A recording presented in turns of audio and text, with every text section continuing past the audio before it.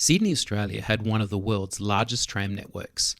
At its greatest extent, it had a street mileage of nearly 300 kilometres and operated over 1,500 trams, compared to Melbourne today with its just over 500. And the system carried 1.5 million passengers per day at its peak in 1945-46. But just 16 short years later, the network was gone. Most of the trams were burnt. Some were so new they had never even had their first major service. And most of the tracks were ripped up or tarred over within 24 hours of their closure. So what happened to one of the world's greatest tramway networks? Well, this series will look back at the history of the Sydney Tramway Network, where the trams went, what happened to them, and what's remaining. Welcome to BackTracks. As it was such a large network, it's hard to know where to start. So perhaps we'll start with one of the first major parts of the network to close. The Manly system, at its greatest extent, had 3 lines, one running north to Narrabeen and west to the Spit, which was connected to the North Sydney tram system by a tram punt, although this never carried passengers.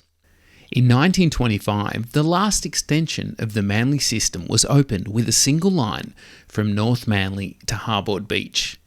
This line only lasted 14 years because in September 1939, the whole system was closed and replaced by buses.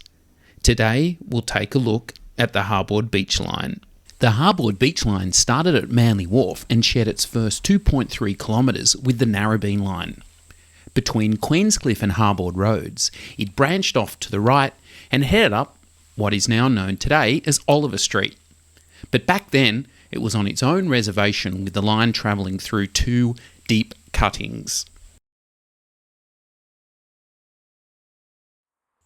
Not much is left of the line now, except some remnants of where the cutting once went. The line was officially opened in December 1925. After rising up the so-called Oliver Street cuttings, the trams turned left into Cavill Street, then right into Lawrence Street, where the roundabout is, down the main street of Freshwater, into Albert Street, and then turn right into Moore Road. The last 360 metres along Moore Road were on a gently falling grade past the Harbord Hotel to the beach terminus, where the track ended in a 2-track dead end just over 1.3 kilometres from the junction of Pittwater Road. Well, there you are. Another tale of lost backtracks of the Sydney tram system. If you liked it, subscribe, ring the bell, and hopefully we'll see you next time when we have another look at another line of the Sydney tram system.